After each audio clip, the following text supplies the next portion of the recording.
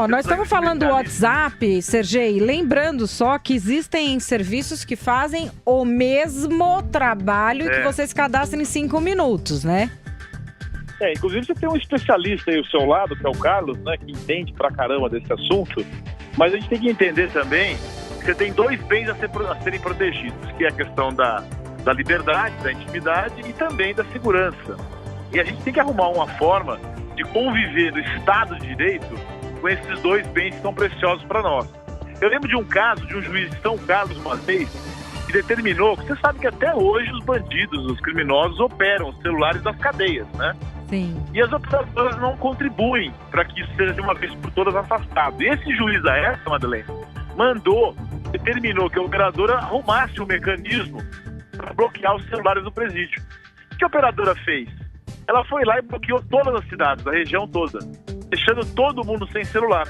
Obviamente, o tribunal recuou e mandou cassar a decisão do juiz. Só que esta ferramenta, celular, internet, é uma ferramenta do crime organizado. E tem que ter um mínimo de cooperação para poder entender que está em jogo também um bem caro, que é a nossa segurança. Onde é o caminho do meio, Sergei, disso aí? Eu acho tão difícil, sabia? Não é só do Brasil, né? Vocês acompanharam a discussão que teve da Justiça Federal Americana com relação ao celular para burlar a criptografia do iPhone. Eles tiveram uma séria discussão e o FBI pede uma assistência técnica razoável do iPhone para que ela possa descobrir uma rede internacional de tráfico de drogas. E parece que essa decisão guarda relação com isso também.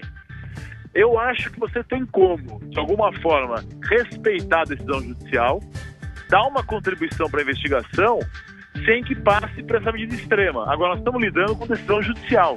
E também nós temos um desrespeito de algumas empresas internacionais com relação ao nosso Estado de Direito. Claro que a gente fala isso, pode ser impopular. Ninguém quer ouvir um advogado falando que essa decisão está certa. Mas, ora, se o juiz dá uma decisão que é uma informação de um criminoso e a empresa não fornece, talvez seja uma solução para que a empresa forneça. Agora, tem uma outra forma também, que é a questão econômica. O juiz poderia ir pela parte econômica, multar essa empresa de forma mais contundente, porque ela não apresentou esse resultado, ao invés de bloquear o celular de todo mundo, o WhatsApp de todo mundo. Seria uma maneira também de fazer valer a decisão judicial. A questão, Sergei, é que quando a gente tem ou um criminoso muito charmoso ou um serviço que todo mundo gosta, agora estão falando, o problema é cortar. Quando prender o dono do negócio, lá o presidente do negócio, também não podia prender o cara. A pessoa vira um intocável, né? A gente vê isso muito assim com um pai que abandona filho, com um estuprador. Se o cara cai no gosto do povo, as pessoas acham que ele não pode sofrer sanções. Com ex-presidentes da República, acontece, não é?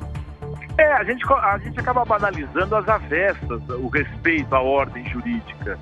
É claro que pesa contra a decisão esse enorme incômodo, esse enorme atrapalhamento de tudo que se refere à comunicação. Só que se você for ver que por trás disso tem uma estrutura que investiga algo importante, a gente tem que respeitar. Senão a gente vai estar sempre justificando, mas isso atrapalha, vamos voltar como tudo era antes. Como hoje nós temos a mesma situação nos presídios, sendo crime organizado comandado por celulares. E até hoje você não vê uma atitude nem governamental, nem de segurança pública para aplacar esse tipo de situação. Sendo que é responsável, sim, por esse tipo de situação a própria empresa que tem o serviço, que aliás fatura muito com o serviço. Então a gente tem que entender que essa situação não é uma situação tão simples assim, é um absurdo, isso não deve ser feito, como eu vi agora o exemplo. É a mesma coisa que alguém não paga a conta de luz, aí você bloqueia a luz de todo mundo. Não é a mesma coisa. Se você tem uma questão de luz, uma questão de um serviço prestado, é uma coisa. Outra é o envolvimento de uma organização criminosa que não vai ser desbaratada senão com essa informação. Ou seja, a pessoa se vale desse mecanismo para cometer crime. E isso precisa ser respeitado, doa quem doer. Esse é o Sergei Cobra Arbex aqui no Radioatividade. Valeu, Sergei, um beijo. Um abração para todos.